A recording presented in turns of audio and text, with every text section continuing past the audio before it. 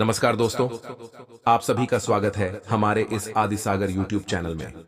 सबसे पहले बकरे ने बताया कि स्त्री कब और कैसे पुरुष के जीवन के लिए खतरा बन सकती है। प्रिय दर्शकों, इस महत्वपूर्ण कहानी और जानकारी को समझने के लिए इस कथा में हमारे साथ बने रहें। एक समय की बात है, जंगल के एक कोने में एक बकरा और एक बकरी रहते थे। ये वही बकरा और बकरी थे जिन्होंने पहले एक राजा की जान बचाई थी। उस राजा के जीवन में ऐसा समय आया था जब वह अपनी पत्नी के कहने पर एक गुप्त रहस्य बताने जा रहा था। राजा को एक साधु का वरदान था कि यदि उसने किसी को अपना गुप्त भेद बताया तो वह पत्थर का बन जाएगा। रानी की जिद के कारण राजा इस भेद को बताने के लिए तैयार हो गया, लेकिन रास्ते में उसे एक नदी के किनारे यह बकरा और बकरी मिले। उनके व्यवहार ने राजा को एक अनमोल सीख दी और उसकी जान बच गई। अब वही बकरा और बकरी जंगल में रहते थे। एक दिन बकरी ने बकरे से पूछा, स्वामी, मैं स्वयं एक स्त्री हूँ और शायद यह प्रश्न मुझे नहीं करना चाहिए, लेकिन समाज की भलाई के लिए मैं आपसे पूछना चाहती हूँ कि किन परिस्थितियों में स्त्री पुरुष के लिए खतरा बन सकती है। बकरे ने कहा, हे भद्री, ध्यान से सुनो, मैं तुम्हें एक कहानी सुनाता हूँ जिससे तुम समझ सकोगी कि कभी कभी स्त्री अपने स्वार्थ के कारण कितनी निर्दयी और खतरनाक हो सकती है। बकरी ने कहा, स्वामी, मैं इस बात से सहमत नहीं हूँ। स्त्रियां तो बहुत ममतामयी और पुरुषों की सेवा के लिए तत्पर रहती हैं। बकरे ने उत्तर दिया, प्रिय, यह समझने की बात है कि हर स्त्री एक जैसी नहीं होती। यही पुरुष को समझना चाहिए कि स्त्री कब और कैसे धोखा दे सकती है। कुछ परिस्थितियों में वह पुरुष की दुश्मन बन सकती है। इस विषय को समझाने के लिए मैं तुम्हें एक कहानी सुनाता हूँ। ध्यान से सुनो। कहानी पुराने समय की है। एक नगर में 3 मित्र रहते थे। एक राजा का पुत्र, एक मंत्री का पुत्र और एक साहूकार का पुत्र। तीनों गहरे मित्र थे। वे साथ पढ़े, साथ खेले और साथ ही बड़े हुए। राजा का पुत्र जो राजकुमार था, अब शादीशुदा था। एक दिन तीनों मित्र राजा के बगीचे में टहल रहे थे। राजकुमार ने कहा, भाइयों, चलो कल मेरी पत्नी को मायके से बुला लाते हैं। बहुत दिन हो गए हैं और मैं उसे याद कर रहा हूँ। दोस्तों ने कहा, हम मना नहीं कर रहे, लेकिन अगर हम तुम्हारे ससुराल जाएंगे और तुम महल में आराम से सो जाओगे तो हम कहाँ जाएंगे? राजकुमार ने उत्तर दिया, तुम कोई सराय देख लेना, ये बस एक रात की बात है। सुबह मैं अपनी पत्नी को लेकर वापस लौट आऊंगा। तीनों मित्र ससुराल के नगर की ओर चल पड़े। 3 दिन की यात्रा के बाद वे नगर पहुंचे। राजकुमार ने कहा, भाइयों, तुम यहाँ कोई सराय देख लो और रात वहीं बिता लो। मैं ससुराल जा रहा हूँ, सुबह हम फिर मिलेंगे। मंत्री का पुत्र और साहूकार का पुत्र सराय ढूंढने निकले।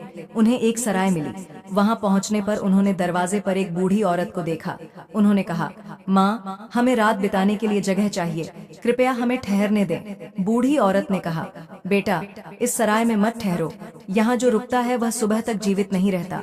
साहूकार का पुत्र, जो सराय के भीतर से झांकती एक सुंदर युवती को देख चुका था, उसकी ओर मोहित हो गया और वहां रुकने के लिए तैयार हो गया।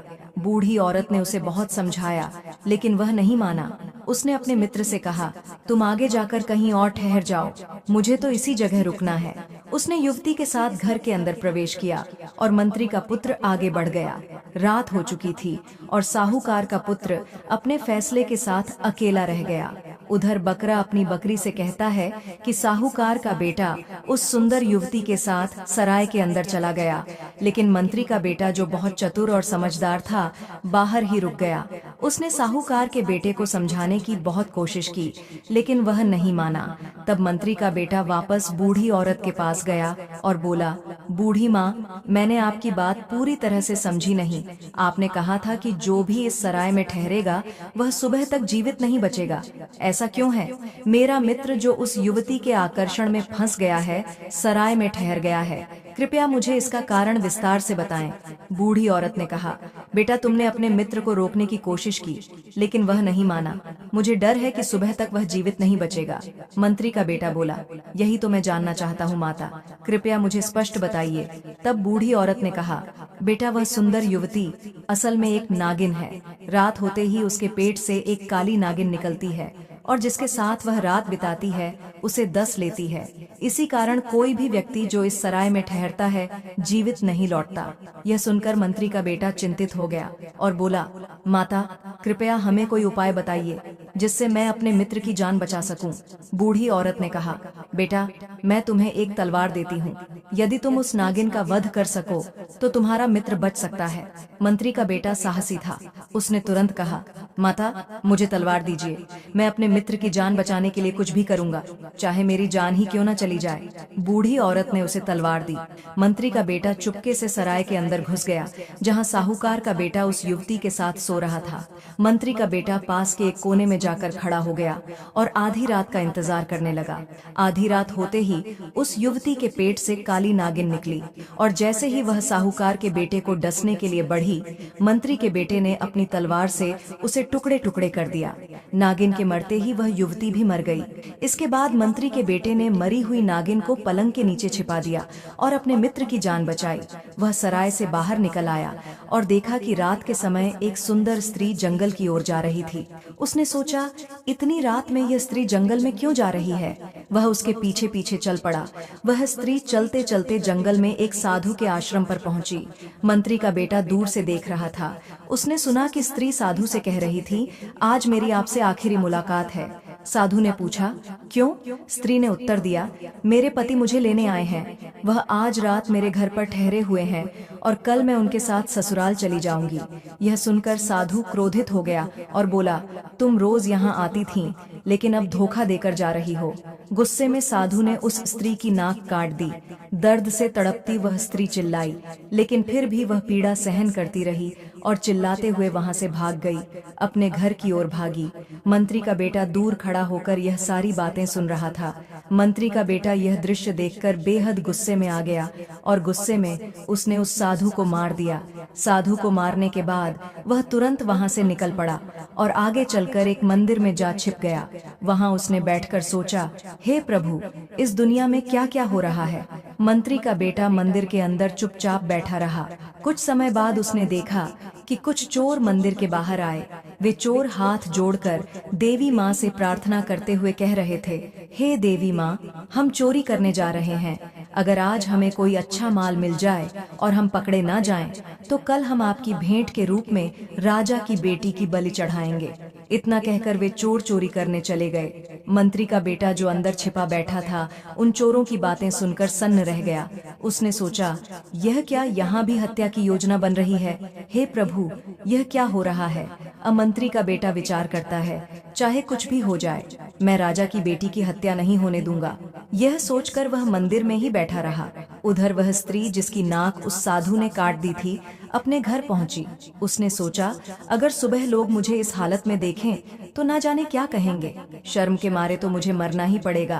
क्यों ना मैं यह दोष अपने पति पर लगा दूं, ताकि मैं कलंकित होने से बच जाऊं। उसने योजना बनाई कि वह सबको यही कहेगी कि उसके पति ने उसकी नाक काट दी है। जैसे ही सुबह होने को आई, वह स्त्री जोर जोर से चिल्लाने लगी, देखिए देखिए, मेरे पति ने मेरी नाक काट ली है। उसकी चीख पुकार सुनकर घर वाले जाग गए और दौड़कर उसके पास आए। उन्होंने देखा कि उनकी बेटी की नाक कटी हुई है, तो उन्होंने तुरंत उसके पति, जो कि राजा का बेटा था, को बंदी बना लिया। उसे पकड़कर सिपाहियों के हवाले कर दिया गया। अगले दिन राजा ने जब यह घटना सुनी तो उसने राजकुमार को कारागार में डाल दिया। उधर मंत्री का बेटा, जिसने पूरा दिन इधर उधर गुजार दिया था, रात होते ही फिर से उसी मंदिर में जाकर छिप गया। उसे यकीन था कि वे चोर राजा की बेटी को पकड़कर जरूर लाएंगे और उसकी हत्या करने की कोशिश करेंगे, लेकिन वह ऐसा नहीं होने देगा। जब रात हो गई, मंत्री का बेटा तलवार लेकर मंदिर के अंदर छिप गया। आधी रात को वही चोर राजा की बेटी को पकड़कर लाए और मंदिर के बाहर बैठ गए। कुछ देर बातें करने के बाद एक चोर बोला, देख भाई, अब जल्दी से उस लड़की को अंदर ले आ और देवी माँ के सामने उसका सिर काट दे। हमें उसकी बलि चढ़ाने हैं मित्रों। उन चोरों में से एक चोर राजा की लड़की को पकड़कर मंदिर में लाता है, जहां देवी माँ की मूर्ति थी। जब वह चोर लड़की का सिर काटने के लिए आगे बढ़ता है, तो मंत्री का बेटा जो वहीं बैठा था, तुरंत उस चोर का सिर धड़ से अलग कर देता है। इसके बाद मंत्री का बेटा बाकी सभी चोरों को भी मार देता है। इस प्रकार एक एक करके सभी चोर मारे जाते हैं और मंत्री के बेटे ने राजा की लड़की की रक्षा की। राजा की लड़की अब निडर हो जाती है और मंत्री का बेटा उससे कहता है कि अब वह उसे घर तक छोड़ देगा। लड़की घबराई हुई थी, लेकिन वह मंत्री के बेटे के साथ चल देती है। इस दौरान लड़की मंत्री के बेटे से प्रेम करने लगती है और कहती है कि तुमने मेरी जान बचाई है, इसलिए मैं तुमसे विवाह करना चाहती हूँ। दोनों बातों बातों में राजा के घर तक पहुँच जाते हैं। घर के दरवाजे पर पहुंचने के बाद मंत्री का बेटा लड़की को मना कर देता है। वह कहता है, मैंने तुम्हारी रक्षा की है, इसका मतलब यह नहीं है कि मैं तुमसे विवाह करूं या कोई अनुचित कार्य करूं। यह मैं कभी नहीं कर सकता। यह सुनकर राजा की पुत्री को बहुत बुरा लगा, क्योंकि वह उस समय काम वासना से प्रभावित थी। जब मंत्री के बेटे ने उसकी अनुचित मांग को ठुकरा दिया तो वह क्रोधित हो गई और गुस्से में कहने लगी, अगर तुम मेरी बात नहीं मानोगे तो मैं तुम्हें जेल में डलवा दूंगी। मंत्री का बेटा शांत स्वर में बोला, जैसा आप उचित समझें, लेकिन मैं यह गलत काम नहीं करूंगा। यह सुनकर राजा की पुत्री जोर जोर से चिल्लाने लगी, बचाओ, ये व्यक्ति मुझे पकड़कर ले जा रहा है और मेरी इज्जत लूटना चाहता है। सैनिकों ने उसकी आवाज सुनी और दौड़कर मंत्री के बेटे को पकड़ लिया। उसे राजा के समक्ष प्रस्तुत किया गया। सैनिकों ने राजा से कहा, महाराज, यह व्यक्ति आपकी पुत्री की इज्जत लूटने की कोशिश कर रहा था। अगर आपकी बेटी चिल्लाती नहीं तो यह उसकी इज्जत के साथ खिलवाड़ कर सकता था। यह सुनकर राजा का गुस्सा चरम पर पहुंच गया और उसने मंत्री के बेटे को जेल में डालने का आदेश दिया। वहां मंत्री का बेटा अपने उन दोनों दोस्तों से मिला जो पहले से ही जेल में बंद थे। साहूकार के बेटे को सराय के लोगों ने इसलिए पकड़वाया था क्योंकि वह रात में एक वैश्या के साथ था जो सुबह मृत पाई गई। तीनों दोस्त जेल में इकट्ठा हुए और बातचीत करने लगे। अगले दिन राजा ने अपने दरबार में तीनों को बुलाया ताकि उन्हें सजा सुनाई जा सके। सबसे पहले राजा ने साहूकार के बेटे को बुलाया और पूछा, तेरा नाम क्या है और तू कहाँ का रहने वाला है? साहूकार का बेटा बोला, महाराज, मैं एक साहूकार का पुत्र हूँ और दूसरे शहर से आया हूँ। राजा ने फिर पूछा, तूने उस वैश्या को क्यों मारा? साहूकार का बेटा चुप रहा क्योंकि उसे कुछ पता नहीं था। तब मंत्री का बेटा बोला, महाराज, क्षमा चाहता हूँ, लेकिन इसे इस घटना के बारे में कुछ भी नहीं पता। इसने वैश्या का वध नहीं किया है। राजा ने उससे पूछा, तो फिर तुम बताओ क्या हुआ था? मंत्री का बेटा सारा किस्सा सुनाने लगा।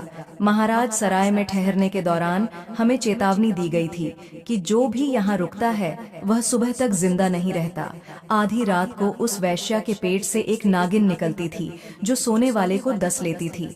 अपने दोस्त की जान बचाने के लिए मैंने नागिन को मार डाला। अगर आपको यकीन नहीं है तो आप अपने सैनिकों को भेजकर जांच करा सकते हैं। सैनिकों ने जाकर जांच की और पलंग के नीचे नागिन की लाश पाई। यह देखकर राजा ने मंत्री के बेटे की सराहना की और साहूकार के बेटे को निर्दोष मानते हुए रिहा कर दिया। इसके बाद राजा ने दूसरे मित्र राजकुमार को बुलाया और पूछा, तूने अपनी पत्नी की नाक क्यों काटी? राजकुमार कुछ नहीं बोल पाया।